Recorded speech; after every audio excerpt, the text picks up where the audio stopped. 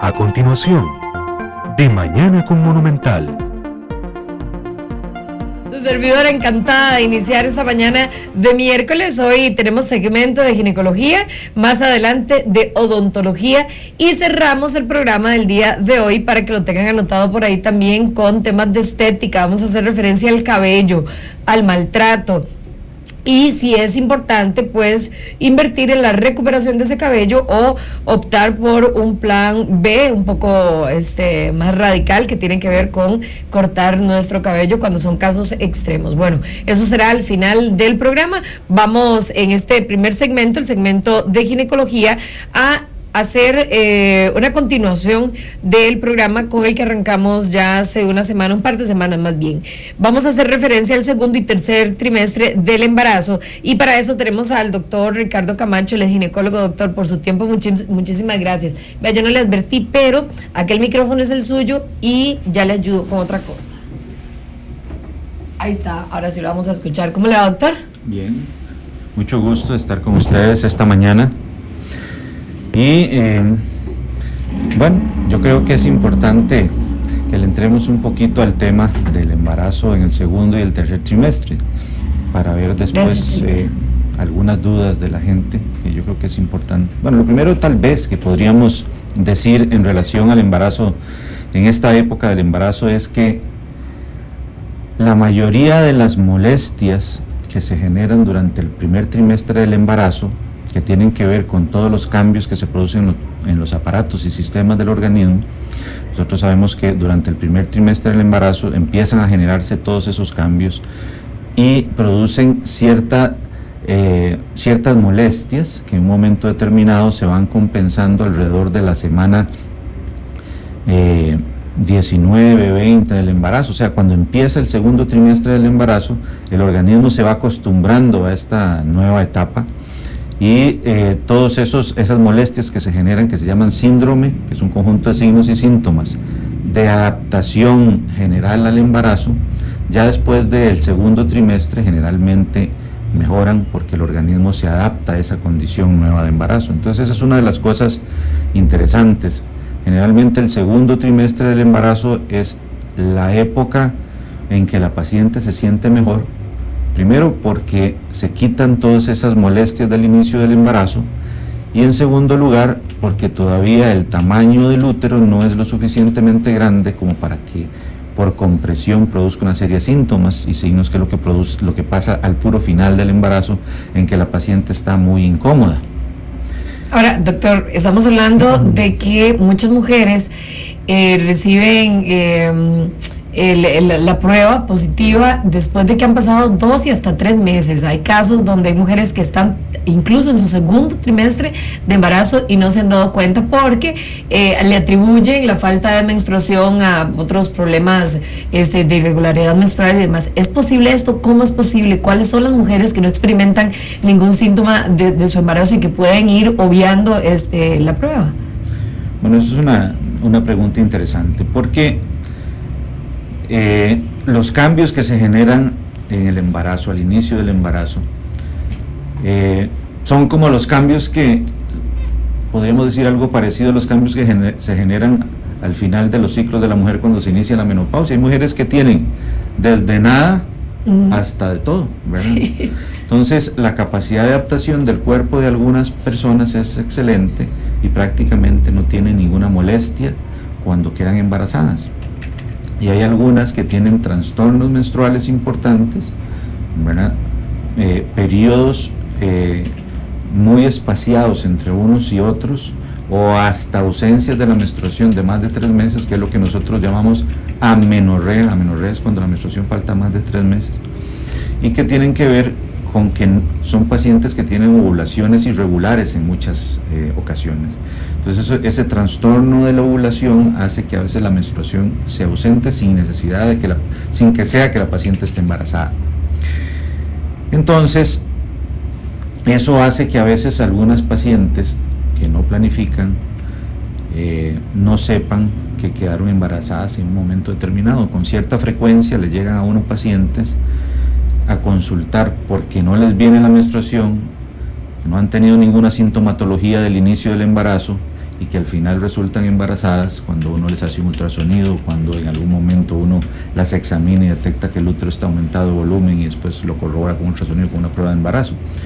Eso es importante porque en realidad a veces no se sabe cuál fue la fecha cierta en que esa persona quedó embarazada, y para fines de la finalización del embarazo eso es muy importante, porque es muy importante saber cuánto tiene la paciente a ciencia cierta de embarazo, para evitar que en un momento determinado se piense que hay un retardo en el crecimiento, o que el embarazo a veces se pasa de tiempo y uno no se da cuenta porque no sabe realmente cuánto tiene la paciente de embarazo. Esa es una causa. La otra causa son aquellas pacientes que dan lactancia materna porque recientemente tuvieron otro parto, y el aumento en la prolactina, que es la hormona que estimula la lactancia, hace que se bloquee la ovulación, y entonces a veces quedan embarazadas durante ese periodo de lactancia, cuando se prolonga mucho, porque se supone que al inicio, los primeros 2 meses, las posibilidades de ovulación son muy bajas, pero después del segundo mes de lactancia materna es muy importante planificar, porque esa amenorrea, esa falta de menstruación, puede ser que en un momento determinado esa paciente ovule y quede embarazada sin darse cuenta. Sí, también conocemos algunos casos, nos lo han reportado nuestros oyentes. Doctor, en temas de alimentación, está el consabido, come bastante, vea que ahora come por 2 y demás, y entonces muchas mujeres que tenían buen peso, cuando han superado el primer trimestre, principalmente si han tenido muchas complicaciones, han tenido náuseas, han tenido vómitos y demás, les preocupa el tema de la alimentación, si el bebito verdaderamente se estará fortaleciendo a partir de esta condición especial del primer trimestre, y en el segundo, por compensar, empiezan a comer más de la cuenta. Sí, así es. En realidad, la primera recomendación que uno les hace a las pacientes durante el primer trimestre, porque muchas tienen muchos trastornos digestivos, náuseas, vómitos, pierden peso a veces en una forma más o menos importante. Y entonces uno les recomienda que en realidad traten de comer lo que les caiga bien, independientemente muchas veces en el primer trimestre del valor nutritivo, digamos, o nutricional de algunos de los alimentos, porque es mejor que estas pacientes algunos de estos alimentos los digieran adecuadamente, se nutran un poquito mejor, que recomendarles algunos alimentos que será como lo que vamos a hablar un poquito ahora en el segundo y tercer trimestre del embarazo, y que les caiga mal y la paciente más bien vomite más. O sea, yo bromeo con ellas a veces y les digo que a veces se comen un bistec y vomitan como media vaca. Ay, sí. Porque en realidad muchos de esos alimentos a veces, o sea, los pacientes tienen intolerancia a muchos de esos alimentos. Entonces yo lo que siempre les recomiendo es que coman lo que sientan que les cae bien al inicio del embarazo. Por lo menos eso a veces les permite no perder peso, generalmente con las reservas que tiene la paciente, pues las reservas naturales que tiene, suficiente como para nutrir ese embrión durante los primeros 3 meses, porque al fin y al cabo el aumento, digamos, de los requerimientos nutricionales empieza después del segundo trimestre, porque empieza el crecimiento y desarrollo del bebé, y entonces ahí es cuando es más importante tener una dieta mucho más balanceada.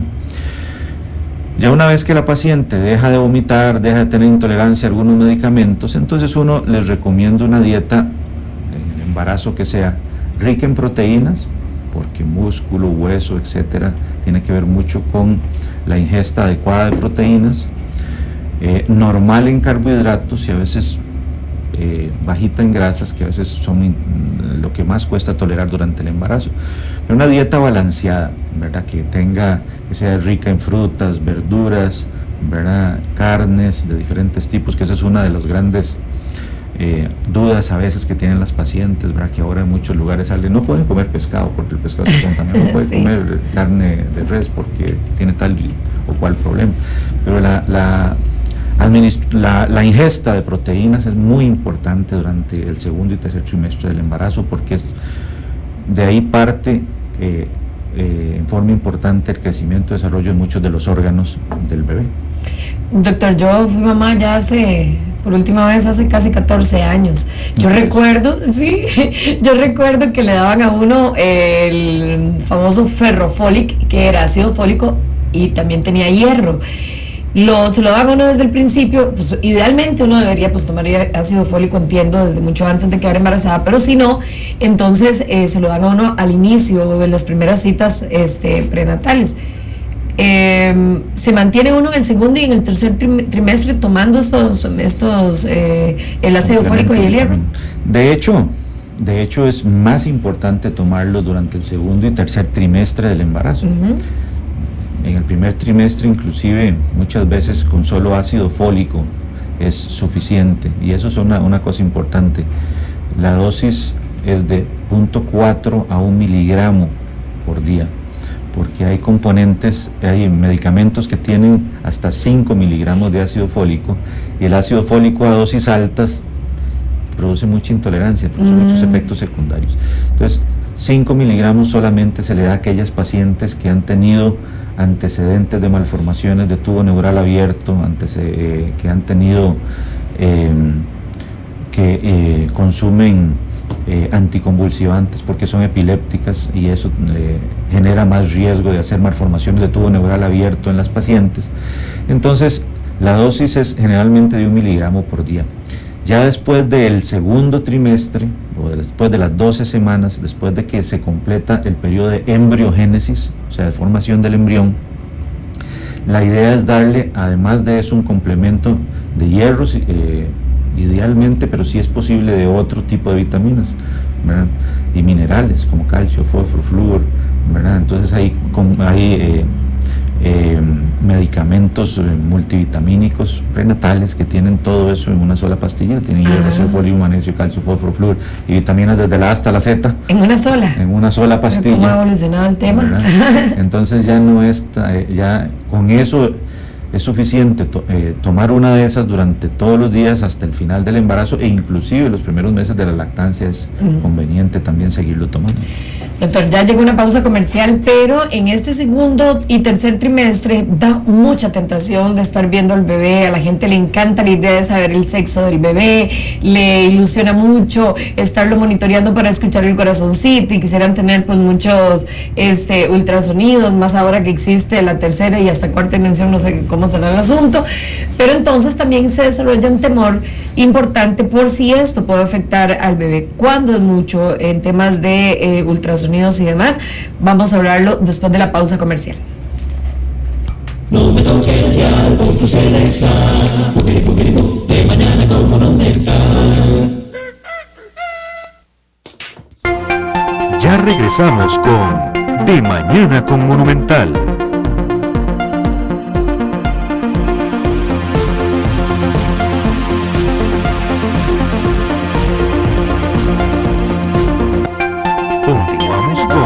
El programa de Mañana con Monumental. Nosotros agradecemos la presencia del doctor Ricardo Camacho, el ginecólogo. Estamos hablando del segundo y tercer trimestre del embarazo. Y en Facebook nos pregunta nuestra amiga Mili, buenos días, si una mujer con PCI queda embarazada, ¿corre riesgo el bebé o la mamá?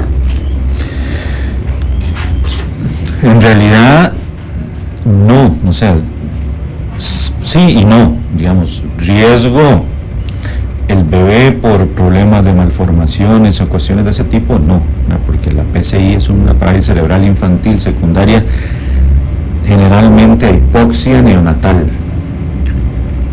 que puede ser de diferentes grados de severidad, desde leve hasta muy severo, y ahí se generan problemas porque a veces uno encuentra muchachas generalmente jóvenes que son abusadas y que tienen PCIs profundas, parálisis cerebrales infantiles importantes con retardo mental profundo, y vienen embarazadas, ¿verdad? Entonces, desde el punto de vista pues clínico, sí, es un embarazo de alto riesgo, porque es una paciente de alto riesgo, es una paciente de que no tiene la condición propia para cuidarse a sí misma y tiene que ser cuidada por alguien, y no puede expresar muchas veces signos o síntomas, ¿verdad?, que estén complicando su embarazo. Entonces, de hecho, sí es un embarazo de alto riesgo. Ahora, desde ese punto de vista, desde el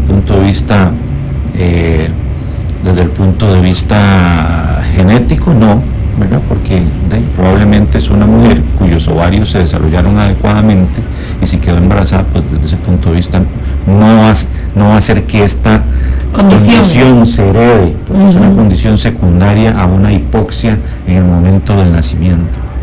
Bueno, esa es la noticia. Sí, ha atendido, conoce casos a partir de su experiencia, doctor. Sí, desgraciadamente, ¿verdad? En estos países nuestros el abuso es una conducta frecuente, ¿verdad? Y en el hospital nuestro, en el Hospital de las Mujeres, frecuentemente nos llegan pacientes abusadas, y muchas de esas con retardo psicomotor, con problemas psiquiátricos, o pacientes inclusive con problemas de hipoxia neonatal que tienen retardo mental, ¿verdad? Nos llegan con cierta frecuencia. ¿Y algún caso de alguna chica que haya tomado la decisión de ser mamá? Sí, ya no estamos metiendo en otra área, pero sí hemos tenido pacientes que, ¿sí?, a pesar de sus limitaciones, a veces no tanto limitaciones mentales, porque no solamente la hipoxia neonatal produce limitaciones mentales, de retardo mental, sino que a veces son limitaciones de movimientos, de los miembros superiores o inferiores, y hemos tenido pacientes con limitaciones importantes que definitivamente deciden tener su bebé. O sea, es muy curioso, pero a pesar de lo que la gente piensa, hay muchas mujeres valientes que, a pesar de sus limitaciones, se deciden por la vida, ¿sí?, ¿verdad?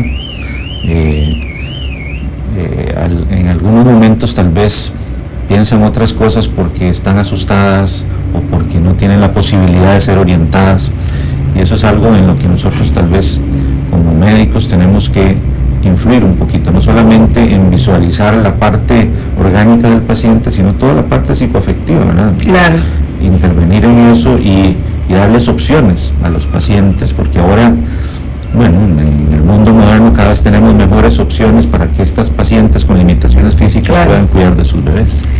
Doctor, retomando a partir de la última pregunta antes de la pausa comercial, ¿cuándo es mucho? Cuando estamos hablando de ultrasonidos y otros exámenes que se hacen en el segundo y tercer trimestre. Yo me acuerdo hace muchos años, y les voy a contar una anécdota en relación a esto para empezar a hablar un poquito del asunto. Hace muchos años, cuando yo trabajaba en el Hospital San Juan de Dios, yo tenía un jefe que era ya un ginecólogo ya viejito, y estaba empezando apenas el ultrasonido, y veía a la esposa de un sobrino que tenía su primer embarazo, y ella no se sentía bien, y entonces le sugirió que si se podía hacer un ultrasonido, porque algo sentía ella que no estaba bien.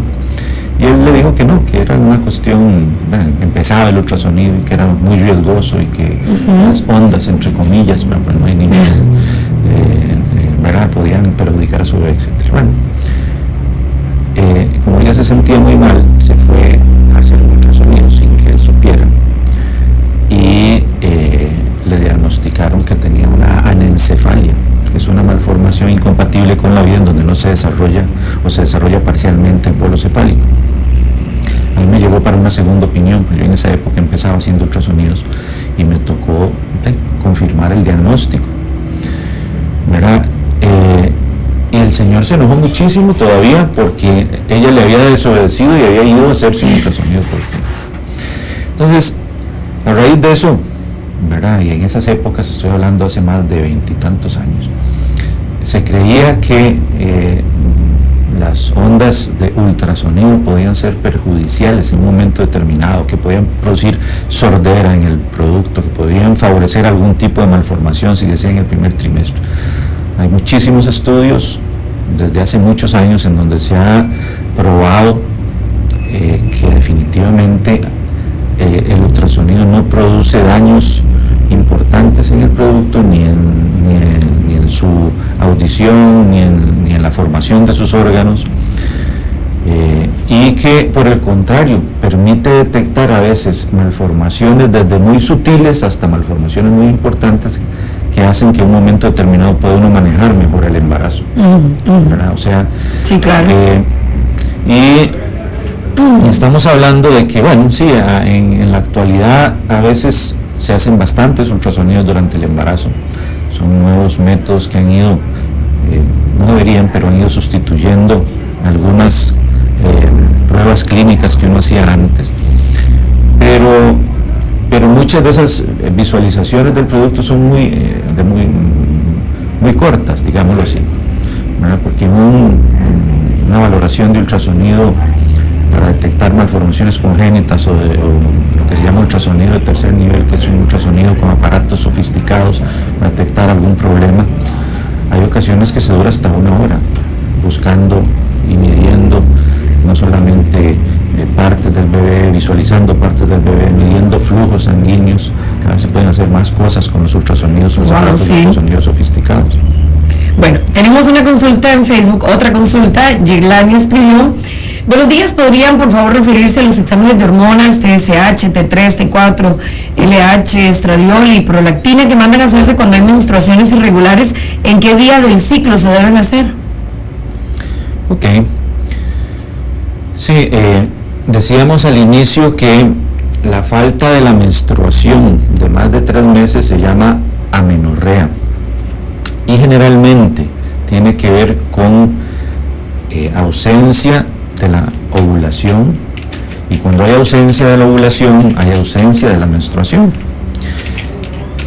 En estos casos es muy importante, antes de plantear cualquier tratamiento, hacer un diagnóstico adecuado, porque uno ve frecuentemente que tanto las pacientes que hacen ciclos anovulatorios, periodos de amenorrea, o sea, de falta de la menstruación, menstruaciones irregulares o sangrados uterinos disfuncionales, anormales, ¿verdad?, son tratadas muy empíricamente.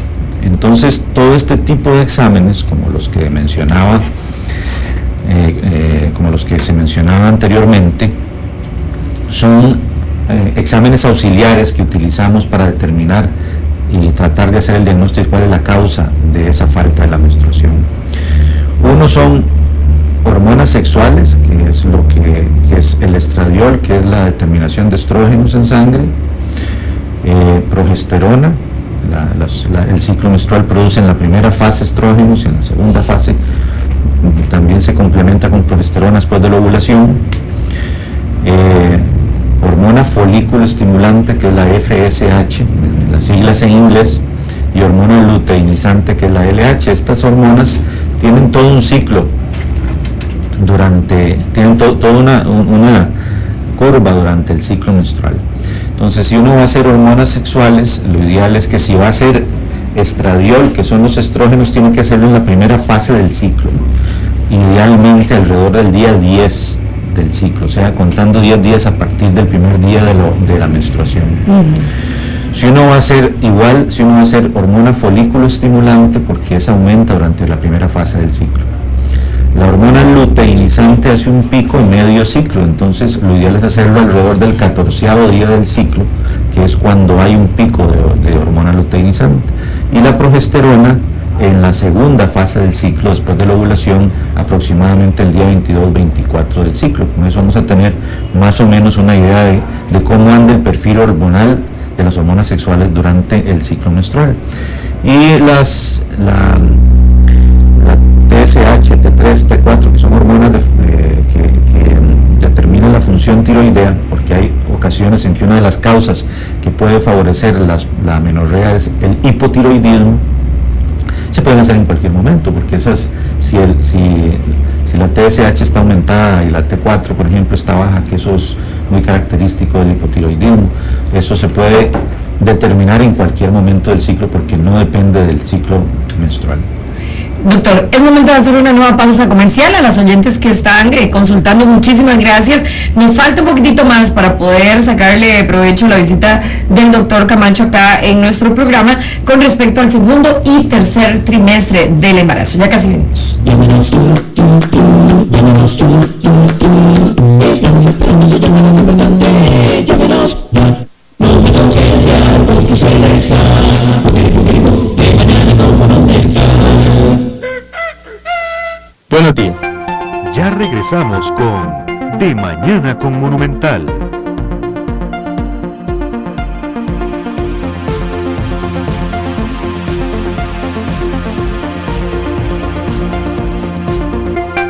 Continuamos con De Mañana con Monumental. Pero desde que ella tuvo un atraso a los 15 días de no venirle la menstruación, ella se practicó un ultrasonido vaginal. Luego le siguió cada mes que iba donde el médico se hacía ultrasonido. Y el chiquito nació con un defecto, con una malformación en una manita. Él le faltaba un dedito y le nacieron los otros 2 deditos pegaditos. Ya él fue operado, pero es una malformación en la manita. Yo siempre le he achacado eso al ultrasonido. Ahorita que el doctor estaba hablando, todo se habló, pero yo siempre estoy con esa espinita, como decía mi mamá. Es para eso, a ver qué me puede decir él. Ok, gracias, doña Emilia. ¿Qué le podemos decir a doña Emilia con respecto a eso? No es secundario a los ultrasonidos que se hizo su hija durante el embarazo. La mayoría de este tipo de malformaciones que tienen que ver con que los deditos salgan pegados o que le falta un dedito, tienen muchas veces que ver, son malformaciones congénitas, pero tienen algunas veces que ver con bridas que se producen en la cavidad amniótica. La cavidad amniótica es la cavidad donde está el bebé. Y a veces hay pequeñas bridas que son como pequeñas líneas de tejido que se enredan, se les enreda ahí, por ejemplo, los deditos, y entonces al comprimirles un poquito la circulación impiden que se desarrolle adecuadamente o que se separen los dedos como debe ser. Entonces no se preocupe, no es por los ultrasonidos que se hizo, eso es muy probable que haya sido o un problema en el desarrollo específicamente de la manita, o que haya habido alguna pequeña brida que se haya enredado en los deditos, se haya trastornado el desarrollo y la separación de los dedos de la mano. De acuerdo. Vamos con más preguntas, doctor, porque el tema de estos últimos meses es importante, principalmente porque pues es una espera, se hace larga. Uno dice, Dios mío, todavía aquellos primeros 3 meses, incluso cuando estábamos mal en cuanto a condiciones, no se me hizo tan largo como estos últimos. Yo no veo el momento en el que llegue el día del parto. La espera se hace larga en muchos sentidos. Si tengo una vida sexual activa o tuve una vida sexual activa, muchas mujeres temen retomar o mantener su vida sexual durante el segundo y tercer trimestre del embarazo. ¿Qué se les puede recomendar? ¿Qué se les puede decir? Porque hay gente que se priva de eso. Sí. Bueno, definitivamente yo creo que la sexualidad es un elemento muy importante durante el embarazo, porque la condición, digamos, psicoafectiva de la mujer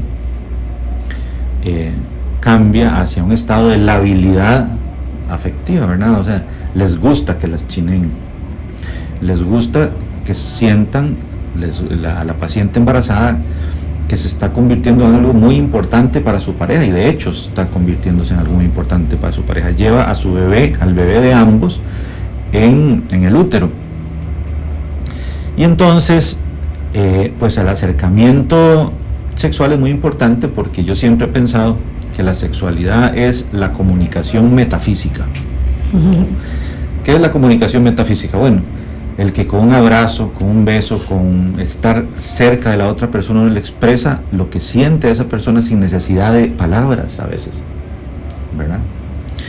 Y entonces es muy importante pues mantener la actividad sexual durante el embarazo, excepto en aquellos casos en donde por indicación médica, porque tienen amenazas de aborto en el primer trimestre, porque tienen amenazas de parto inmaduro, prematuro, o sea, contracciones en el segundo trimestre o tercer trimestre del embarazo, y que haya el riesgo de que en un momento determinado el tener actividad sexual, porque obviamente la actividad sexual en un momento determinado, si tienen contracciones, puede favorecer que haya un poquito más de contracciones.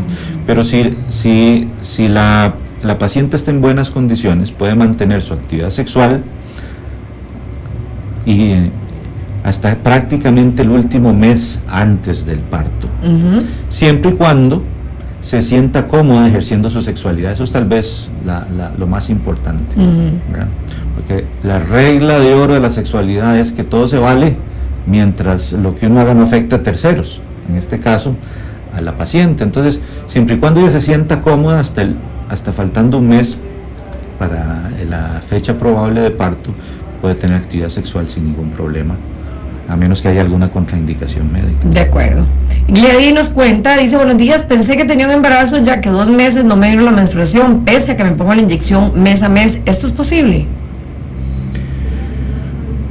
En este caso, en donde ella dice que planifica con anticonceptivos inyectables mensuales, pues se la pone mes a mes.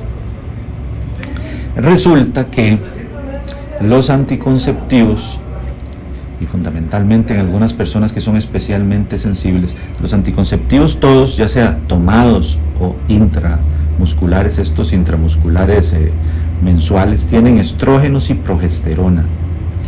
La progesterona tiene un efecto que hace que el endometrio, que es la capita dentro del útero y es lo que crece, prolifera, madura y al final se cae y produce la menstruación, hace que este endometrio se vaya haciendo más pequeñito, se vaya hipotrofiando, se vaya haciendo más delgadito, de tal manera que las pacientes, por ejemplo, que toman pastillas anticonceptivas o se inyectan anticonceptivos mensuales, con el tiempo va haciendo que la menstruación se disminuya en cantidad, en días, que es algo que para algunas personas es bueno, porque hay personas que tienen menstruaciones muy abundantes de muchos días y los anticonceptivos les favorecen eso, haciendo que las menstruaciones sean de menos días y de menor cantidad y menos dolor generalmente. Pero hay personas que son muy sensibles al efecto de la progesterona y entonces en pocos meses les produce una hipotrofia tan importante del endometrio que no les viene la menstruación. Del todo. Del todo. Entonces eso se llama una amenorrea, o sea, falta de la menstruación por anticonceptivos, ya sea orales tomados o ya sea intramusculares mensuales o intramusculares trimestrales, porque los anticonceptivos intramusculares trimestrales solamente tienen progesterona, entonces producen mayor efecto hipotrofiante del endometrio. Entonces siempre es muy importante uno como ginecólogo decirle a las pacientes que planifican que sus menstruaciones pueden ir disminuyendo en cantidad y en días, y con el tiempo inclusive pueden hacer en alguna ocasión una amenorrea por los mismos anticonceptivos. O sea que la recomendación para descartar la posibilidad de un embarazo es que, aparte de la ausencia de menstruación, esté experimentando cualquier otro síntoma, y frente a la duda, mejor que se haga la prueba, que visite al ginecólogo. Sí, o sea, teóricamente, si la paciente, si los anticonceptivos que toma son por vía oral, o sea, tomados, y los toma regularmente, y verifica que no estén vencidos, que es otra cosa importante, claro. Uno siempre ver la cajita y determinar que esos anticonceptivos estén vigentes, o si se pone regularmente la inyección, ya sea mensual o trimestral, no debería quedar embarazada, ¿verdad? Ahora, lo primero que uno pensaría en este caso no es que esté embarazada, sino que está haciendo una amenorrea secundaria a los mismos medicamentos, pero en caso de duda, como decía, en caso de abstente, sí. Es importante, yo creo, que hacer una prueba de embarazo. Ahora salen muy tempranamente positivas en caso de que eventualmente estuviera embarazada, entonces es una ventaja. Ok. Momento de una nueva pausa comercial, ya la última de este segmento de ginecología con el doctor Ricardo Camacho, es ginecólogo. Hemos hablado durante toda esta primera parte del segundo y el tercer trimestre del embarazo. Le invitamos para que se quede con nosotros, y si es el caso, aproveche la visita del doctor para que consulten estos últimos minutos. Ya venimos. Perdón, el 905-222-0000. Se lo voy a repetir, 905-222-0000. Llámenos llámenos estamos esperando su llamada, es importante, llámenos ya. No me toque ya, porque usted la está, de mañana con Monumental. El verano es... Ya regresamos con De Mañana con Monumental.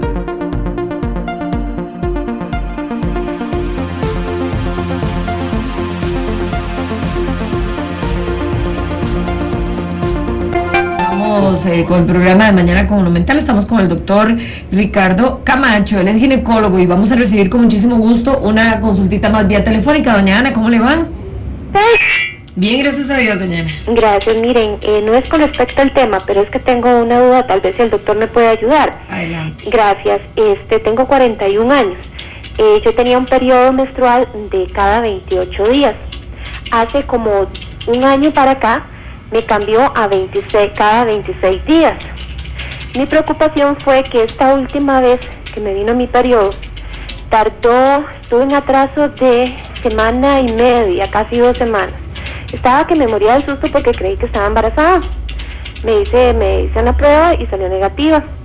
Me vino el periodo normalmente, me duró lo mismo, pero sí tengo una menstruación siempre, desde que, me vino la primera regla, que fue a los 12 años, ha sido una regla muy abundante, y igualmente ahora es abundante.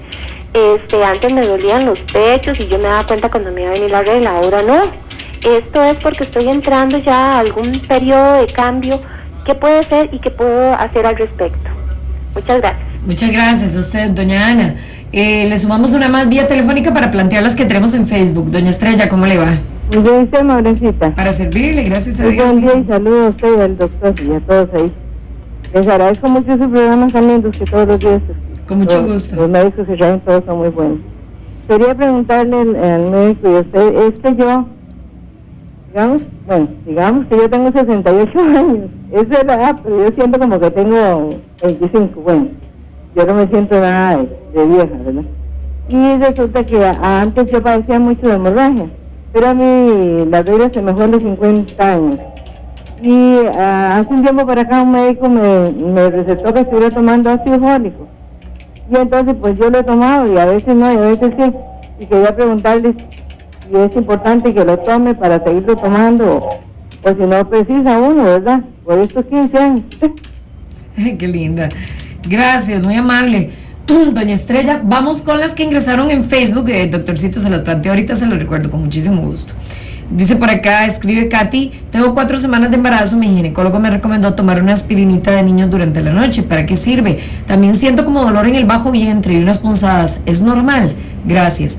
Y Ana, buenos días. ¿Es cierto que no es recomendable que una mujer de más de 35 años quede embarazada? ¿Por qué? Gracias a todas por consultar. Vamos a ver si vamos en orden. Doctor, retomando. Ana, de 41, periodo menstrual de cada 28, le cambió a cada 26, la última vez tuvo un atraso de 2 semanas, su primer reglo fue a los 12 años y siempre ha sido muy abundante y viene acompañada de dolor, pero esto ha venido cambiando. ¿Se acerca a un periodo de menopausia? Pues, ¿qué cambios debe hacer ella? Desde el punto de vista teórico, no. O sea, se supone que el fin de la vida reproductiva de la mujer se produce alrededor de los 50 años. 41 años todavía es una chiquilla. Pero sí hay ciertos cambios después de los 40 años en las curvas hormonales que hacen que a veces dentro de la normalidad, porque se considera que un periodo menstrual normal puede estar mínimo, algunos dicen que 22, otros que 25 días entre una y otra menstruación, hasta 35 días, ¿verdad? Entonces en ese periodo, todo ese periodo entre 25, 22 a 35 días está dentro de la normalidad, o sea que esos ciclos de doña Ana todavía están dentro de lo normal. Cambia un poquito a veces después de los 40 años el perfil hormonal, sin que eso quiera decir que está acercándose el periodo del climaterio, la menopausia. Las menstruaciones abundantes, eso quiere decir más bien que el estímulo estrogénico, el estímulo de estrógenos, es un estímulo vigoroso, importante, porque es lo que hace que crezca el endometrio. Entonces quiere decir que todavía sus ciclos, ¿verdad?, que en la primera fase están determinados o dominados por los estrógenos, son ricos en estrógenos. Sí, la mayoría de las personas que tienen una proliferación del endometrio, o sea que el endometrio crece bastante durante la primera fase del ciclo, a la hora de la menstruación tiene menstruaciones abundantes y al ser abundantes, eso hace que las sustancias que se encuentran en ese endometrio, dentro de ellas algunas sustancias que se llaman prostaglandinas, o inclusive los pedacitos de endometrio que se caen y tienen que salir a través del cuello del útero, producen contracciones para poder salir, y eso produce dolor con las menstruaciones. Pero en general, uno les podría decir que sus ciclos están dentro de lo normal. El patrón de sus menstruaciones es normal y quiere decir que todavía sus ciclos son ricos en estrógenos en la primera fase del ciclo, y eso no implica que se esté acercando su menopausia. De acuerdo, pero en general después de los 40 podríamos, tal vez no a propósito de lo que nos consulta Anita, sino en general después de los 40 la mujer debería someterse a algunos cambios, revisar algunos hábitos. No, o sea, lo que sí es importante es mantener sus controles normales, ¿verdad? De citologías anuales, de exámenes que uno aprovecha ese examen anual para hacer examen de mamas, un examen general, y a veces uno detecta cosas pues importantes en relación a cualquier enfermedad que pueda estar iniciándose, pero no hay que hacer ningún cambio importante. O sea, si así ha sido el patrón de sus ciclos, siguen estando dentro de los límites normales, y yo diría que no hay que hacer nada ni preocuparse porque esté pasando nada extraordinario. De acuerdo. Doña Estrella, de 68 años, dice, pero me siento como de 15, antes padecía de hemorragias, pero se me fue la menstruación a los 50, me habían recomendado tomar ácido fólico, ¿es necesario que siga?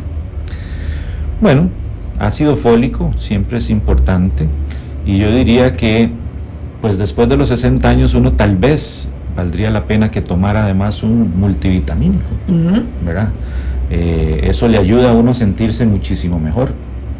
Nosotros los que ya estamos llegando a los 60 y más, ¿verdad? Es importante que mantengamos, como dice ella, que se siente de 20 y tantos. Bueno, para seguir sintiéndose de 20 y tantos es importante cuidarse un poquito, y entonces tal vez además del ácido fólico valdría la pena buscar un complemento vitamínico. Hay muchos ahora, ¿verdad?, que lo hacen a uno sentirse muchísimo mejor para conservar ese optimismo y esa calidad de vida de ella, ¿verdad? Que se le percibe, claro. Sí, felicidades. Claro. Katy, 4 semanas de embarazo, el ginecólogo le recomendó tomar aspirinita de niños durante la noche. ¿Para qué sirve? Y nos comenta que tiene este dolor en el bajo vientre y unas punzadas que sí es normal. Ella agrega, su edad es 39 años y 10 meses, por si es necesaria para el doctor saberla. El ácido acetil salicílico, bueno, algunos problemas, algunas enfermedades secundarias al embarazo, como por ejemplo la hipertensión inducida por el embarazo, o a veces algunos problemas como algunos problemas que favorecen el aborto en el primer trimestre, ¿verdad? Uno de esos fundamentalmente abortos recurrentes, como son abortos frecuentes, más de 2, 3 abortos seguidos, tienen que ver con un problema que se genera, y es que el organismo produce anticuerpos contra el mismo embarazo, y entonces produce estos anticuerpos, producen algunas lesiones en la pared de los vasitos sanguíneos que empiezan a generarse en el saquito gestacional y que producen el intercambio sanguíneo entre la mamá y el saquito y posteriormente el embrión. Se ha visto que la administración de ácido acetil salicílico evita ese riesgo, disminuye ese riesgo. Entonces hay pacientes, en pacientes que han tenido abortos recurrentes, uno desde el inicio les empieza a dar ácido acetil salicílico a dosis bajas porque son 100 miligramos, que es como una aspirinita para niños, porque dosis altas de ácido acetil salicílico no se necesitan, y además pueden producir gastritis, úlceras y cosas de ese tipo cuando se administran durante mucho tiempo. Pero esta pequeña dosis de ácido acetil salicílico a veces ayuda muchísimo a evitar que se produzcan estos abortos, que son secundarios, anticuerpos que se desarrollan en contra del embrión y que producen daño en el endotelio, que es la capita de adentro del vasito sanguíneo, y favorecen que se hagan coagulitos ahí, se hagan abortos a repetición. Entonces, bueno, por un lado, a veces uno les dice que es conveniente, más ella que tiene 39 años, yo no sé cuál será su condición obstétrica, si ha tenido abortos anteriores o no, pero es una indicación. Y la otra es que las pacientes a esa edad tienden también a hacer más frecuentemente en el futuro, después del segundo trimestre del embarazo, hipertensiones inducidas por el embarazo, que es una hipertensión que a veces puede ser severísima y que es transitoria. No son pacientes hipertensas crónicas, sino que desarrollan una hipertensión también, al parecer, no se sabe exactamente a ciencia cierta todavía, pero tiene que ver con algún daño a nivel del endotelio vascular y que favorecen que se liberen ciertas sustancias dentro de los vasos sanguíneos que producen vasoconstricción y aumento de la presión arterial. Eso se llama hipertensión inducida por el embarazo. Y dentro de los medicamentos profilácticos, o sea, que se utilizan para prevenir ese tipo de problemas, está el ácido acetilsalicílico. Entonces me parece que sí está bien indicado. Y ella nos comenta sobre estos dolores o punzadas en el bajo vientre, que sí es normal. Hay dos cosas que producen esas punzaditas en el bajo vientre. Bueno, al principio muchas personas, cuando tienen embarazos tempranos, dicen, yo creo que seguro ya ahorita me va a venir la menstruación, porque empiezan a tener dolores similares a los que van a tener, a los que tienen antes de la menstruación. Los primeros dolores que se generan, como a esta edad estacional, 4 o 5 semanas, tienen que ver con que en el ovario, en donde ella tenía el folículo que se rompió, salió el ovulito y se fecundó, ahí se forma una estructura que se llama el cuerpo lúteo. Y ese cuerpo lúteo es como un pequeño quistecito que mantiene la producción de progesterona en las primeras semanas o meses del embarazo, mientras se forma la placenta, que es la que después coge la función hormonal para mantener el embarazo. Entonces, ese quiste distiende un poquito la cápsula del ovario, porque es como una masita que se desarrolla dentro del ovario y duele a veces. Entonces es normal que tenga ese tipo de dolores al inicio del embarazo. Y para terminar, doctor, porque ya estamos en el último minuto, Ana, que nos dice, ¿es cierto que no es recomendable que una mujer de 35 años quede embarazada? ¿Y por qué? De más de 35.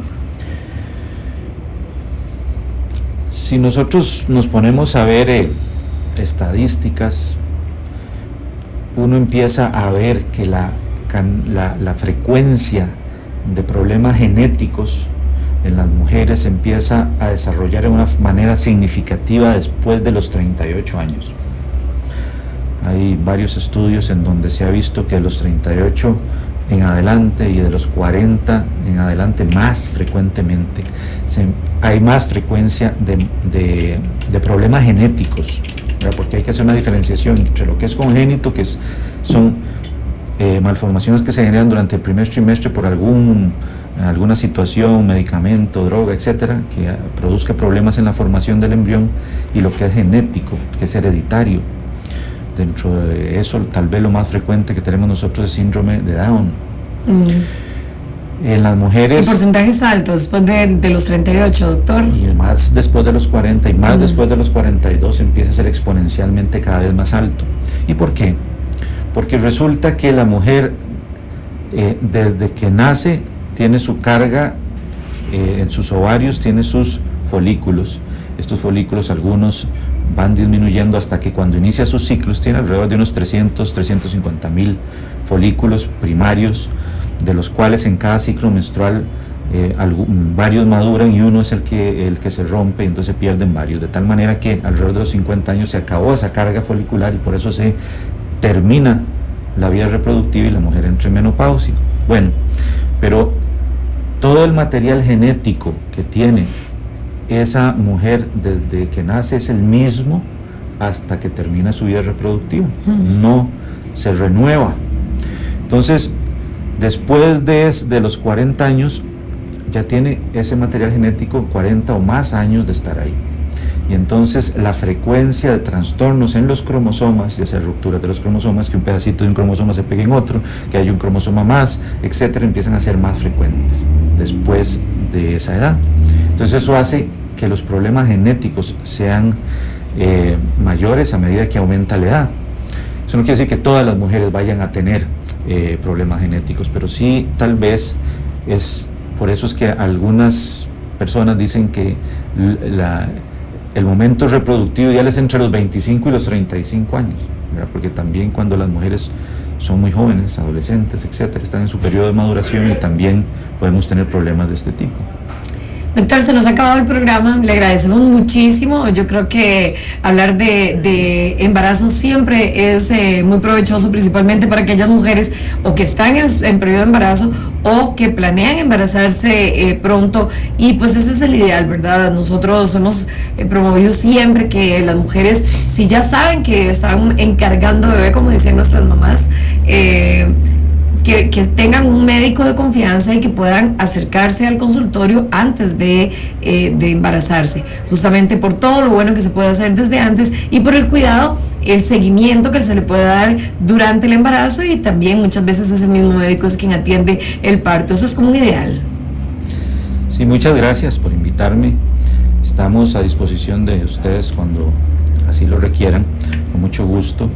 Y sí, eso que decía usted, Maureen, es muy importante. O sea, ojalá que las mujeres que pensaran a corto plazo quedar embarazadas pudieran tener una consulta pregestacional, porque muchos de los problemas que se pueden generar durante el embarazo pueden detectarse antes, o aconsejarlas adecuadamente, o tratar algunos problemas de fondo que puedan haber médicos o de otro tipo. Durante y antes. Antes, sí, y prepararse de la mejor manera para ese evento tan importante que es el embarazo.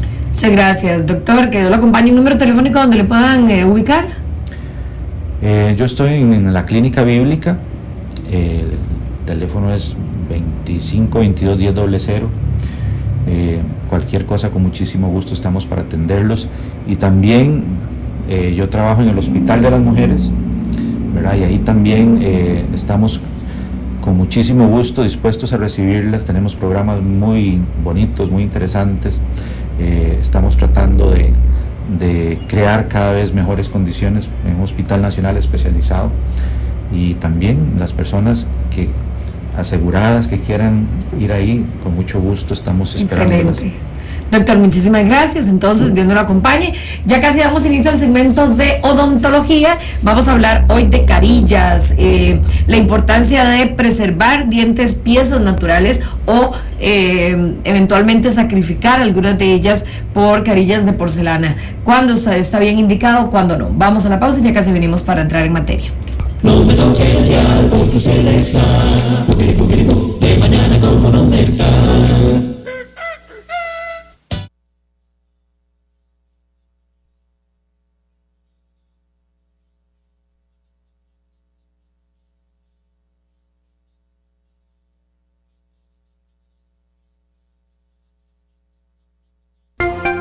Ya regresamos con De Mañana con Monumental.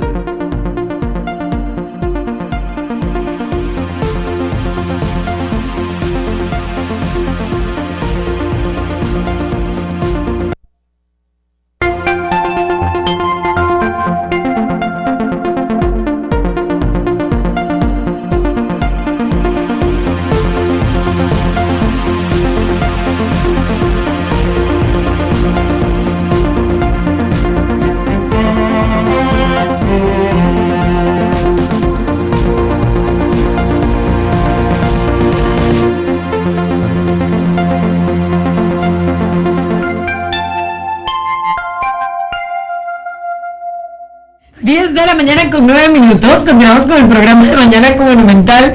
Estamos en el segundo segmento con la doctora Mónica Fumero, ya nuestra odontóloga, y hoy vamos a hablar de qué tan importante es sacrificar mis dientes naturales por unas carillas de porcelana, o cuándo está indicado, cuándo es bueno mantener nuestra pieza, o cuándo es más conveniente la recomendación de una carilla. Doctora, ¿cómo le va? Estaba abierto. No se preocupe. No, mira que... Ok.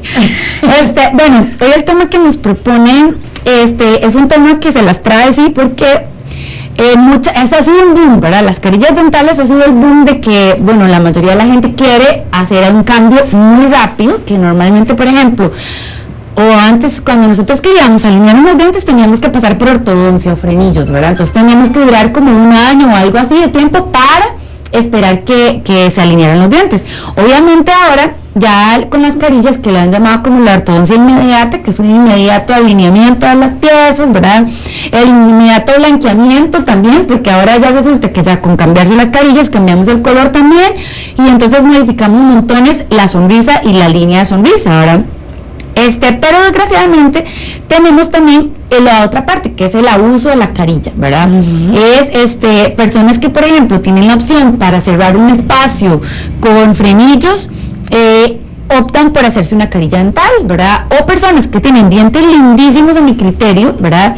También optan por una carilla dental. Entonces, ¿cómo es saber cuándo es el balance de desgastar una pieza o cuándo es mejor mantener una pieza natural?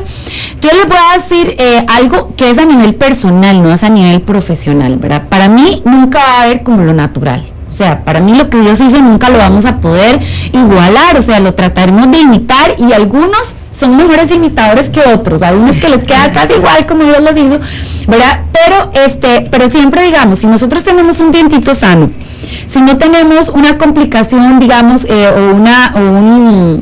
o caries o algún espacio importante que cerrar, nosotros, si hay otro tratamiento alternativo como lo de la ortodoncia, digamos, y no tenemos una prisa, o sea, yo no soy una modelo de televisión que mañana toque sonreír, o en el caso tuyo, por ejemplo, que presentas televisión y que la sonrisa va a implicar parte de tu trabajo diario, o las ventas, o lo que sea. Si yo puedo esperar y puedo pasar por el proceso de ortodoncia, y se puede hacer, incluso se pueden combinar, ¿verdad? Las técnicas, se puede usar ortodoncia y carillas también, pero sí tendría yo que saber a qué me estoy sometiendo si desgasto.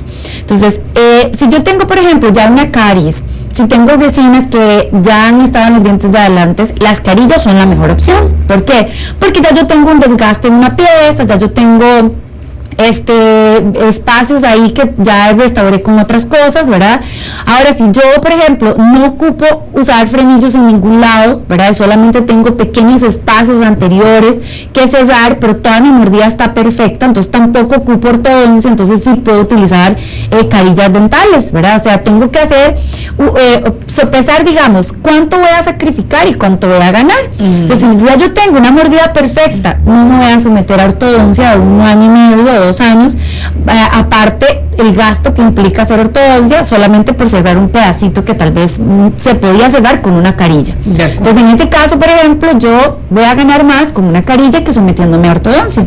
En el caso, por ejemplo, que yo tenga problemas de mordida, que yo aparte tenga alineamiento, pero si voy a hacerme unas carillas arriba y los dientes apiñados abajo, no es algo como que es no es igual, ¿verdad? O sea, no puedo tener una sonrisa divina arriba y unos dientes terribles abajo. O sea, yo tengo que contemplar y ver la boca como un todo.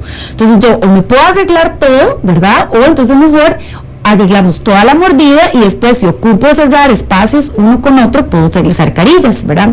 Ahora, la carilla en algunos casos más bien va a reforzar el diente. Por ejemplo, si yo tengo una resina que es pequeñita, que se me ha caído, que se me pone amarilla muy rápido, o ya tengo laminaditos de carilla, digamos, y que constantemente tengo que hacerlo, entonces obviamente lo ideal es mejor hacer una carilla dental. Entonces voy a desgastar casi que lo mismo que ya está desgastado, es muy mínimo el desgaste que sufre la carilla, para poderse colocar. En unos casos ni siquiera se desgasta. ¿Por qué? Porque la carilla lo que va a hacer es poner donde se ocupa diente, digamos, o espacio, o ampliarlo. Entonces, si digamos yo tengo unos dientes muy chiquititos, entonces yo más bien ocupo una carilla más grande, yo no desgasto, porque voy a necesitar más bien una carilla más grandecita o más gruesa. Si por el contrario yo necesito alinear piezas y todo eso, entonces sí puede que haya desgaste. Entonces los desgastes siempre van a ser propios del caso, ¿verdad? O sea, no podemos decir que todos los desgastes son iguales en las carillas. ¿Cuál es la vida útil de las carillas de porcelana? Puede ser como de unos, yo he visto carillas de 10 años muy bien, digamos. Eso mucho es propio del paciente en el sentido de que si está la mordida cuidándose, si es un paciente que no es bruxista, que no vaya a tener una mala técnica de cepillado que me va a hacer que la encía me empiece a migrar y me empiece a descubrir los bordes de la carilla. Si no se me quiebran, por ejemplo, si yo tengo un uso adecuado, si no es de los que ando comiendo nueces, mordiendo cosas, exactamente. Ajá. Entonces puedo tener una vida entre los 7 y 10 años de vida, ¿verdad?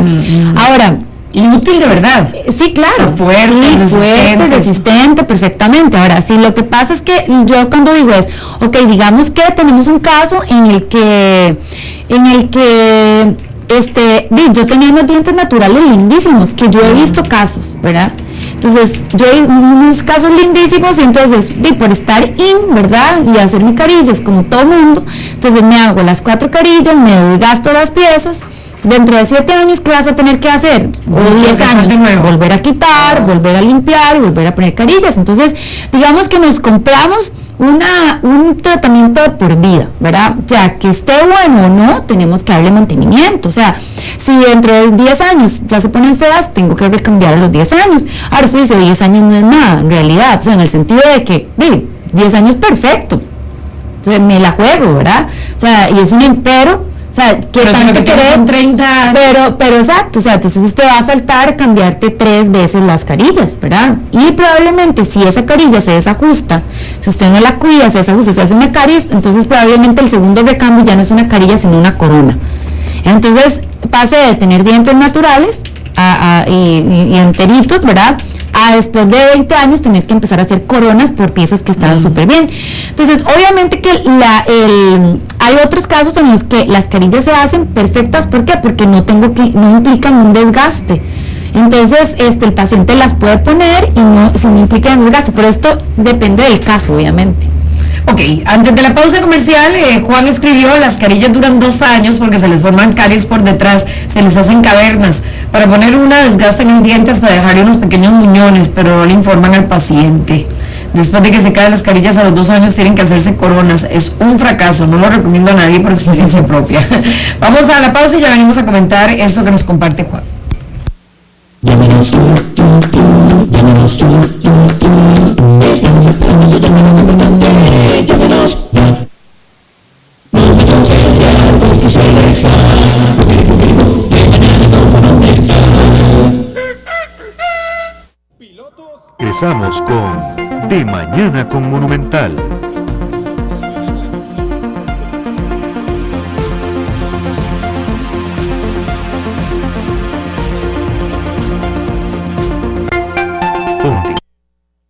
De Mañana con Monumental.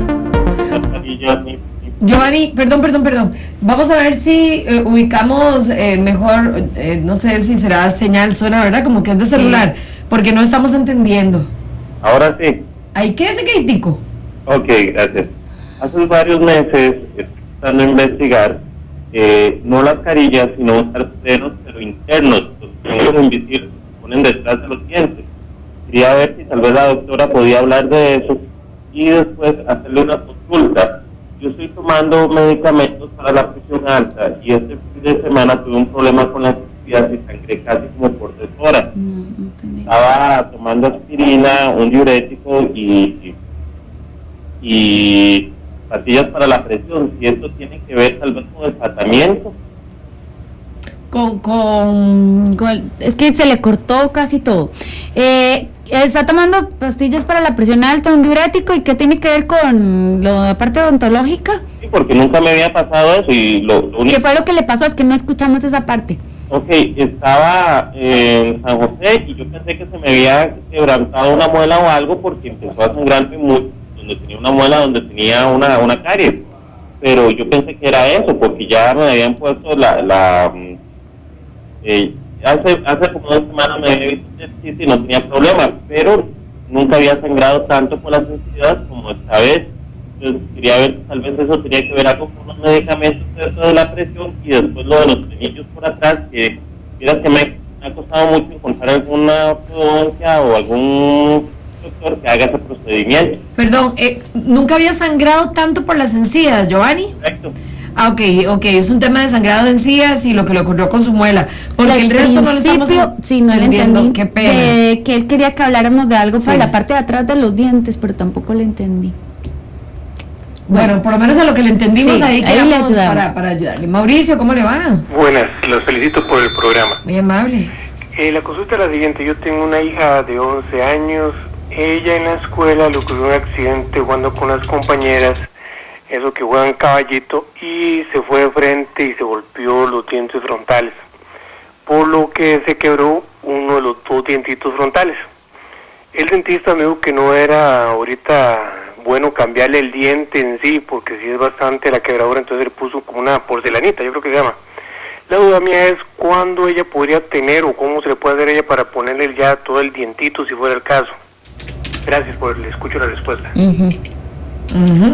Muy bien, gracias, muy amable también. Mauricio, vamos a responderle a ambos, doctor. Ok, bueno, Juan, ¿cómo se llama el primero? Juan. Giovanni. Ah, No, ya, el de ya, la... Juan, sí, correcto. Ajá, bueno, él hace unas afirmaciones en realidad que no tienen ningún fundamento científico, ¿verdad? O sea, la parte científica de una corona bien hecha, tiene una vida útil en el sentido de que es funcional, es estética y resguarda completamente el diente, o sea, hace una protección completamente del diente. Entonces, no podemos, digamos, decir que un tratamiento no sirve, ¿verdad? O que es un fracaso, porque tuvimos una experiencia personal versus toda la parte científica que respalda y todos los tratamientos exitosos que se han hecho, porque si fuera un fracaso, pues entonces no tendría tanto éxito el hecho de las carillas, y las carillas dentales son un éxito completamente y rotundo en un caso bien seleccionado, ejecutadas por un doctor bien preparado, ¿verdad? Entonces, en ese sentido, estoy completamente en desacuerdo con él. Don Giovanni, a lo que le entendí, bueno, a la parte de atrás de los dientitos no le entendí mucho, tampoco pude alcanzar a entender cuáles exactamente los medicamentos que tiene.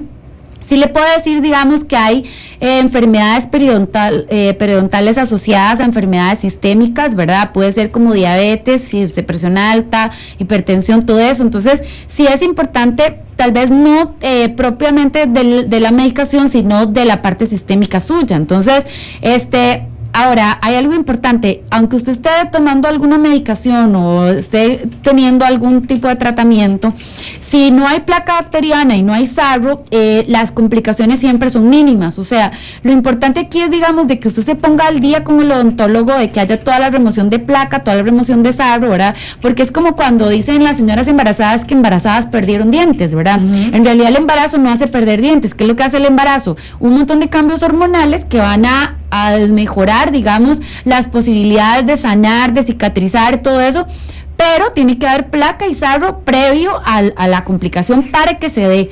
Entonces, es igual, digamos, en los áreas donde usted tiene sangrados, es importante que lo vea el odontólogo para descartar que haya enfermedad periodontal en esa área que pueda haberse afectado, digamos, en un cuadro de hipertensión, diabetes, todo eso. Entonces, sí es importante que el mantenimiento y el control odontológico lo lleve paralelo a los tratamientos sistémicos que se esté realizando. Y don Mauricio, bueno, él tiene una hija de 11 años, ahorita... habría que ver, digamos, él dice que le pusieron una resinita, ¿verdad? Entonces habría que ver si es que le quedó mal, digamos, la resinita, porque, digamos, un dientito si es mínimo, digamos, o si se puede hacer perfectamente con resina, ella puede durar de aquí hasta los 16, 18 años, digamos, y ponerse un dientito, digamos, ella va a terminar como a los 14 años todo lo que es ya dentición toda, ¿verdad? Después vienen también las cordales, todo eso. Entonces usted va a tener como entre los 14 años y los 15 años, o pues incluso entre los 12 y los 14, para ver si ella va a ocupar frenillos, para ver si ella va a ocupar algunas otras cositas. Y después de ahí, entonces cuando ya usted tenga todos los dientitos alineados, que ya sabe que no va a usar frenillos más, que todo eso, que ya haya completamente terminado toda su dentición, ¿verdad? Entonces ya sabemos el lugar donde va a quedar la piecita y todo eso, y entonces sería mejor que ya haga una coronita o lo que tenga que hacer ahí.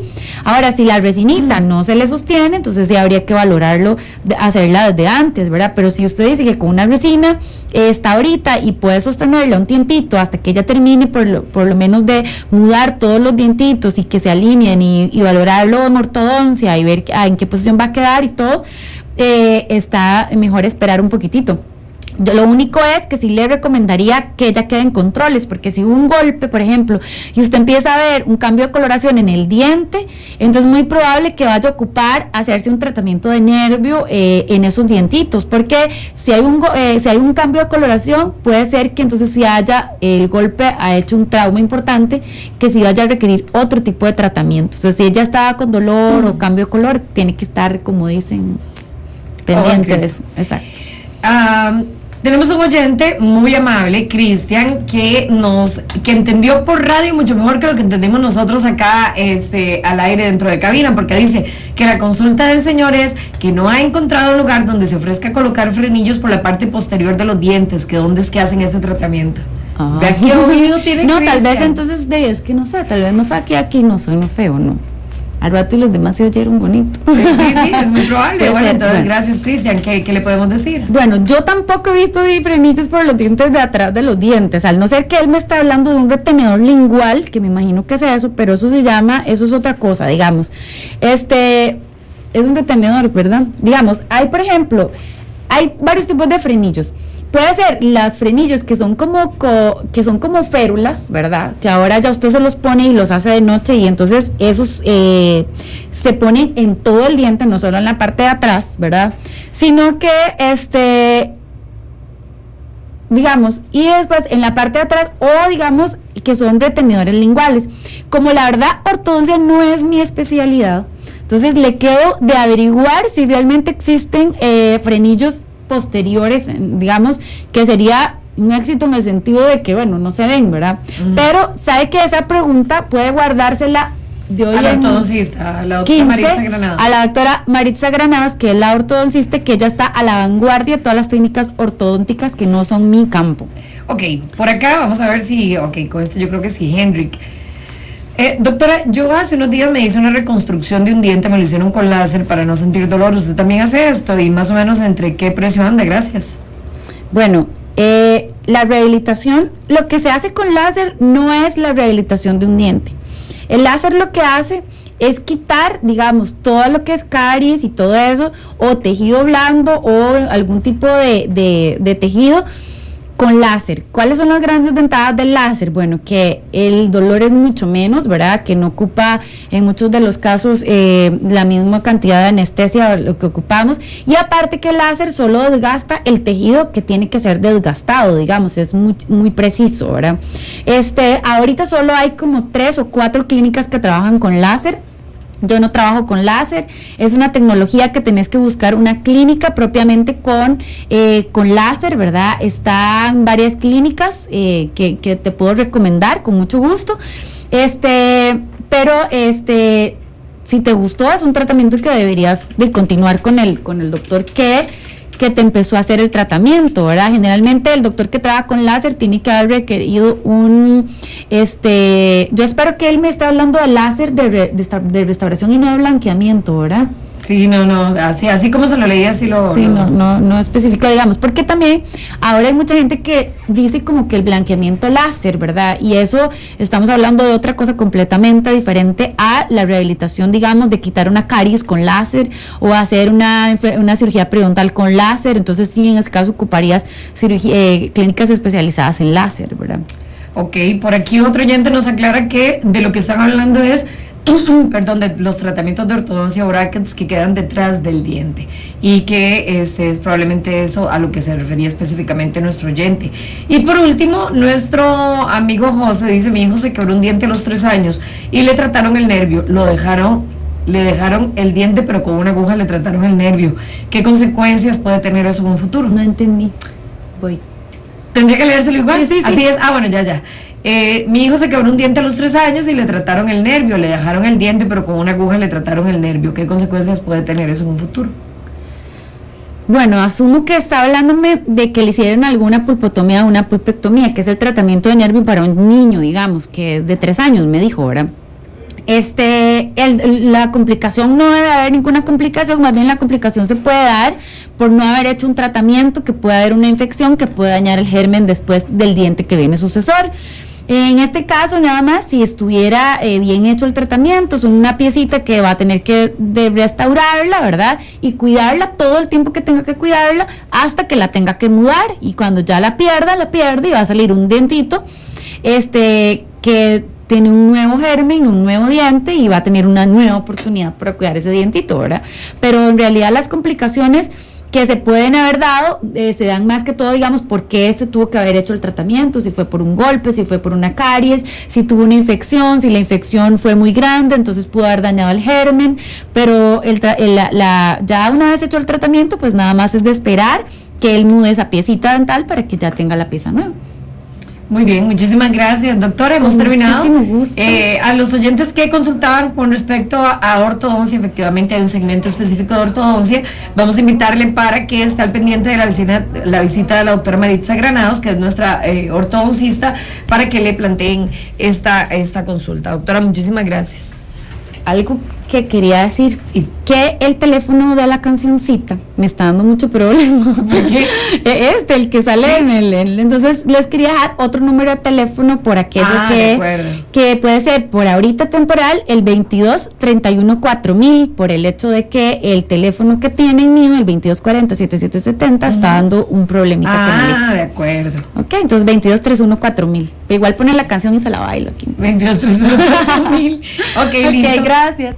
Muchísimas gracias. Vamos a invitarle para que después de la pausa comercial se quede con nosotros, porque hoy vamos a tener un segmento de estética, específicamente referente a lo que tiene que ver con cuidado del cabello que ha sido maltratado, que vale más la pena, un cambio radical o hay salvación. Ya nos lo dirán nuestros expertos. Luis Castillo, del Salón de Belleza Rocasti. Ya venimos. Con la ayuda de un odontólogo, usted puede prevenir y tratar las enfermedades más frecuentes de los dientes, la encía, la lengua y el paladar. La doctora Mónica Fumero le atiende en el 2240-7770 o en su consultorio ubicado 650 metros oeste de la Municipalidad de Tibás. No me toque el dial, porque usted está de mañana con Monumental. Ya regresamos con De Mañana con Monumental.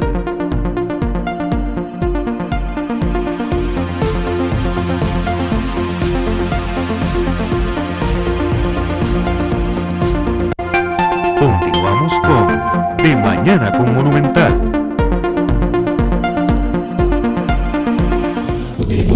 De mañana con Monumental. 10 de la mañana con 39 minutos, continuamos con el programa de Mañana con Monumental. Esta última parte del programa entramos en uno de los temas que más me gustan, porque la verdad es que hombres y mujeres, ya ahora vamos a romper el mito ese de que son las mujeres las que están pendientes de temas de estética. Ya no, por lo menos de un tiempo para acá ya no. Los hombres también les encanta lo que tiene que ver con el cuidado personal, y para eso traemos expertos para esta última parte del programa. Luis Castillo y Roberto Dixon, ambos son del Salón de Belleza, de la Sala de Belleza Rocasti, y vamos a hablar de cabellos maltratados. ¿Vale la pena un cambio radical o es posible hablar de la salvación de un cabello que ha sido muy, muy tratado? Muchachos, ¿cómo les va? Muy bien, usted, Maureen. Buenos días a todos los oyentes y a ustedes por invitarnos también. No, con mucho gusto. Gracias a ustedes por su tiempo. Buenos días, muchas gracias por la invitación. Muchas gracias. Yo me imagino que a partir de la experiencia de ustedes, muchachos, se han tenido que enfrentar a todo. Me imagino que llegan personas que ya han tenido una historia en el que su cabello se sometió no solamente a tintes, a químicos, a secadora, a plancha y demás, y llegan a poner su cabecita en sus manos y les dicen, quiero un tinte, y ustedes dicen, ya su cabello no aguanta. ¿Ha pasado eso? Claro que sí, así es. Bueno, esto es un tema muy largo, porque mucha gente piensa que el hecho de usar un champú o un tratamiento también te va a salvar el cabello o te lo va a recuperar. Esto empieza desde la alimentación, ¿verdad? Es muy importante. Mucha gente que no se cuida con el tema de la alimentación, no consume cosas que te van a nutrir, que te van a dar para la piel, para las uñas, para el cabello. Entonces, por ahí el cabello comienza a sufrir.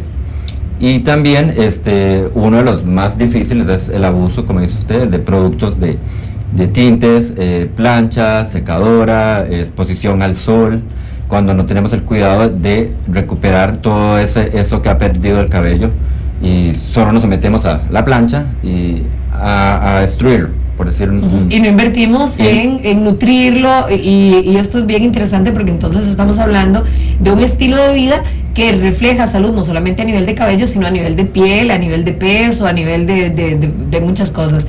Podemos hablar, Roberto, de que hay gente que viene con una herencia de una familia cuyo cabello no es bueno, o sea, que la calidad del cabello de esa familia, si era su abuelita, si era su mamá, y así soy yo. Sí, generalmente esos problemas se notan más en cabellos rizados, o lo que decimos las colochas. Por su naturaleza son cabellos muy deshidratados y cuesta más restaurarlos, darles brillo, porque la gente todo el tiempo se queja, es que mi pelo está todo crespo y nunca se ve brillante, ¿qué me puedo hacer? ¿Qué me puedo aplicar? Para este tipo de cabellos lo mejor es el uso de nosotros siempre recomendamos productos profesionales, o sea, lo que son los buenos lavados, máscaras por lo menos una vez a la semana para estarse tratando este tipo de cabello, y el uso constante de acondicionadores. También generalmente las que son colochas, por decirlo así, crespas, quieren ser lacias, entonces estos procesos van maltratando mucho la hebra del cabello, porque la sometemos, como dijimos antes, a lo que son alisets, las queratinas, que aunque bien restauran, el abuso de este tipo de productos también dañan la hebra del cabello. Ahora, hay gente que asegura que hay procesos de alisado que no solamente van a tener éxito en estas ganas que tienen algunas personas de cambiar la forma de su cabello, pero que además le van a ayudar. ¿Es cierto eso o no? ¿Todo tratamiento que cambie la textura del cabello le va a traer un daño? Claro que sí. Muchas personas dicen, es que a mí me recomendaron tal alisет. Es que salgo del baño con el cabello liso, que no me tengo que peinar, que no... O sea, todos los tratamientos de alisado van a necesitar que la persona igual se haga un blower y se arregle su cabello. Entre 10 una, pues que tal vez sale del baño y su cabello se secó y quedó perfecto, pero no es la realidad. Entonces mucha gente le dicen eso y va y se someten a estos procesos fuertes, porque son procesos muy fuertes, y muchas veces los cabellos no están en las mejores condiciones. Entonces al estar el cabello dañado y aplicar un tratamiento tan fuerte, un alisет tan fuerte, el cabello se deshidrata más. Entonces, ¿qué pasa? En el momento no se ve, pero a cuestión de 15 días, un mes, el cabello se comienza a partir en la punta, muchas veces se parte desde el cuero cabelludo, y entonces se comienza a perder. Y entonces la gente lo que hace es aplicarse y aplicarse plancha, porque no es el resultado que esperaba. Entonces se daña mucho más el cabello. Es como cuando nos mandan a tomar una pastilla porque tenemos una gastritis y nos la tomamos con jugo de limón, por dar un ejemplo. Sí, entonces claro, va a sufrir más el cabello. Entonces la gente no entiende de que el abuso de esas cuestiones, planchas, químicos, siempre nos van a dañar el cabello. Hay un concepto que se escucha a nivel profesional, que es déjelo descansar. O sea, cuando hablamos de dejar descansar el cabello, ¿a qué nos referimos? Básicamente no seguir aplicando químicos en el cabello. O sea, todo proceso evidentemente va a maltratarlo. La persona tiene que hacer sacrificios, porque por ejemplo las rubias, por decirte algo, sabemos que los cabellos latinos tienen muchos pigmentos rojos, entonces, y insisten en verse rubias, platinadas, por decir algo. Entonces, para poder llegar a esos colores hay que pasar por procesos de decoloración que van a maltratar mucho la hebra, y la persona insiste en esos tratamientos, no tiene el cuidado de darle un buen mantenimiento. El cabello es vida y la persona piensa que es un objeto, y no es eso. Hay que cuidarlo como nos cuidamos cualquier parte del cuerpo, y en este caso de descansar, sí recomendamos que la persona se sacrifique un tiempo, deje de aplicar tantos químicos en el cabello. Existen lo que son coloraciones que no tienen amoníaco, son coloraciones demipermanentes, entonces van a nutrir la hebra y la van a restaurar. Y entonces le van a dar color. Le van a dar color. Ah, qué bueno, porque alguna dirá, ¿qué? Yo con cana, jamás dejar descansar. Bueno, se puede descansar el cabello con procedimientos menos abrasivos, pero que además nos van a servir al mismo tiempo como tratamiento. Ok, eso es buenísimo. Vamos a hacer una pausa comercial. Estamos teniendo un poquitito de esperanza con este tema, ¿verdad? Hay muchas personas que dicen, ay Dios mío, ese es mi caso, pero entonces tengo posibilidad de salvar mi cabello, o eso del cambio radical. Ahora seamos un poquitito en broma, ¿verdad? Un poquitito en serio. El tema aquel de cuando uno chiquitillo le pegaban los pies y se lo cortó todo. Mamita, va tijera, porque no hay forma de salvar eso. La gente teme que frente a un cabello muy maltratado, la única opción es la tijera, el cambio radical. Vamos a ver qué nos dicen los expertos cuando volvamos de la pausa. No me toques el dial porque usted le está de mañana con Monumental. Ya regresamos con De Mañana con Monumental.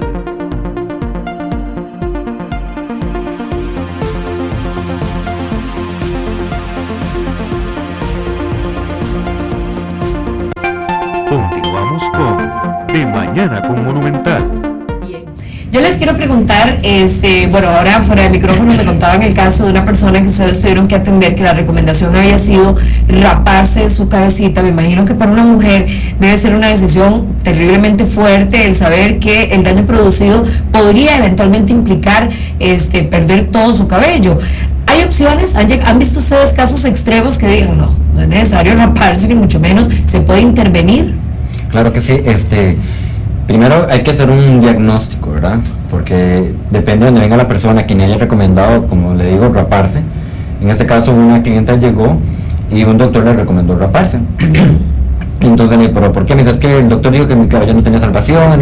Y bueno, podemos ver qué es lo que tiene, cortar un poco, nutrirlo, darle algún baño de color para que el cabello se vea brillante, sin necesidad de que se rape. O sea, en ese caso, como le digo, como te dije anteriormente, no sé qué tratamiento quería venderle el doctor para que, o tal vez él tenía una tienda de pelucas, o quién sabe qué cuestión sería, pero no era necesario. Eso viene al mismo tema, como lo decíamos, con las extensiones de cabello, ¿verdad? Que mucha gente abusa con las extensiones de cabello, que se ponen cosas que lo que hacen es dañar más el cabello. Para mí las extensiones de cabello va a depender si la persona tiene un cabello lacio, tiene un cabello crespo o tiene un cabello afro. Entonces, el mantenimiento debe ser muy seguido. El cambio de las extensiones debe ser muy seguido porque eso va dañando el cabello. La humedad que se mantiene ahí daña el cuero cabelludo, aparte que tiene mal olor. Si la persona no se da un cuidado correcto con lo que es el peinado, lavado, el estar desenredando, eso te va a romper más el cabello que tienes tensado en el cuero cabelludo con una trenza o con una goma o hasta con una grapa que con los que le ponen las extensiones. Ahora, ¿cuál es la mejor técnica o la más recomendada para que el cabello se lastime menos con este tema de extensiones? Yo pienso que, como le dije anteriormente, hay personas con cabellos lacios que se ponen técnicas que se usan para los cabellos afros. De acuerdo. Entonces, es un cabello que no dependerá de eso. Va a depender de eso, porque es un cabello que no sufre tanto, porque al ser un cabello más duro es muy fácil de trenzarlo y no hay que hacer tanta atención como hacerle una trenza a una persona con cabello lacio o muy fino. El cabello, si la persona le pone atención, se viene desde la raíz hasta con el folículo y eso lo está dañando. En esos casos yo prefiero que la persona o se ponga las extensiones con grapas y que se las esté cambiando por lo menos cada 15 días, o con los clips que se quitan y se ponen todos los días, y eso no hay ningún daño. Entonces es más fácil para la persona. Sí, suena maravilloso. Sí, y la persona lo que hace es uno le pone una grapa, como decir, hace bases con unas grapitas especiales para y ahí se cuelga se cuelga el clip y se lo quita y se lo pone todos los días y el cabello no va a sufrir. Ok, bueno, vamos a hablar Roberto, de las personas que tienen su cabello natural, nunca se han hecho un químico y se ven maltratados, se ven dañados. A mí me ha tocado ver las chicas de colegio que se lavan su cabello temprano, se van para el colegio, se hacen una cola y se van para el colegio, y esa misma colita se mantuvo todo el día, el cabello se secó con la cola puesta, y esos cabellos se ven verdaderamente maltratados. Sí, primero la persona se ve fea, se ve ajá, por decirlo así, las niñas que hacen esto, el cabello se va pudriendo porque todo el día pasa amarrado, pasa húmedo. y llega la noche, se sueltan el cabello y todavía está húmedo. Al día siguiente se lo vuelven a lavar y el mismo proceso. Entonces tienen que tener mucho cuidado con eso. Entonces generalmente es recomendable que si la persona es crespa, que se lave su cabello, lo deje suelto, use producto para darle forma, acondicionarlo y que se seque. Una vez que esté seco, ahí sí puede recoger el cabello. Y si no, periodos de día por medio o cada 2 días estar lavando el cabello, pero no todos los días, porque no dejan que el cabello recupere sus aceites naturales y por eso se va viendo más seco y más maltratado.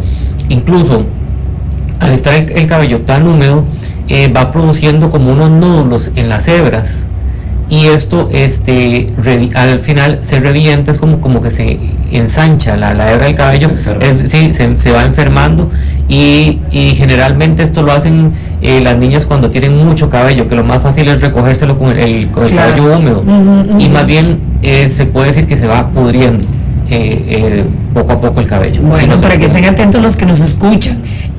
Ya vamos terminando nada más, muchachos, estamos en una época preciosa, a veces amanece un poco frío, pero bueno, en vísperas de Semana Santa es muy probable que ya la gente esté haciendo planes para ir, exponerse bastante al sol, estar en agua salada, estar en piscina.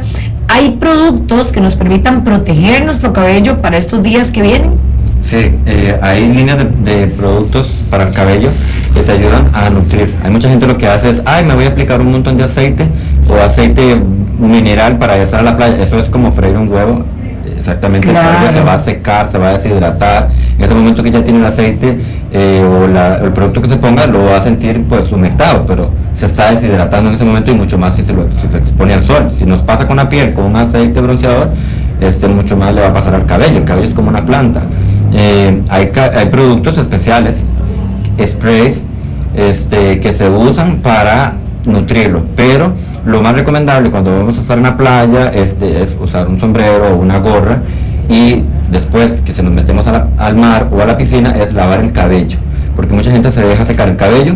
Yo sé que estamos en la playa y no voy como lo más estresado a lavarme el cabello apenas salgo del agua, pero sí lavarse el cabello lo más pronto para sacar el agua de sal y sacar el agua con cloro, que es lo que más nos afecta. El cloro sigue actuando en el cabello y entonces sigue deshidratando. Entonces hay productos especiales que no son tan alcalinos para limpiar el cloro y el agua de sal. Y en vísperas de esas vacaciones mejor no hacerse ningún químico antes de irse, porque eso sería como llevar sobre mojado. Exacto, yo siempre, porque a veces dicen, voy a hacerme el tinte para verme bonita en la playa, mejor que vayas como están y cuando regresan se hacen todos los tratamientos en el cabello. Muchachos, se nos fue el tiempo, que lástima, ¿verdad? Pero yo quiero invitarlos pronto para que regresen. La verdad es que es un tema, efectivamente, como Luisito lo dijo al principio, de nunca acabar, así que quedan invitadísimos y regálenos por favor un número telefónico donde les pueda localizar.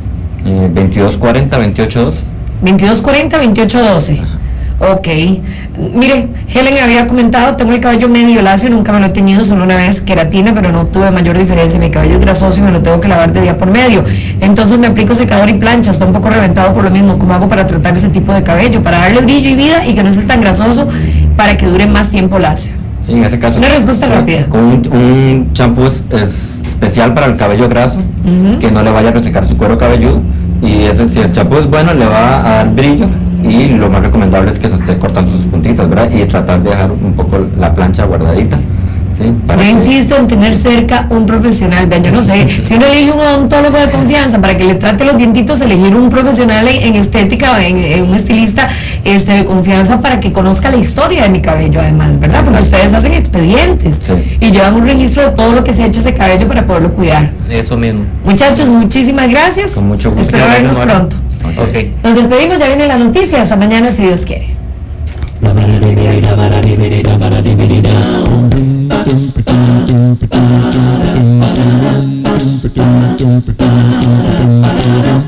mañana con Monumental.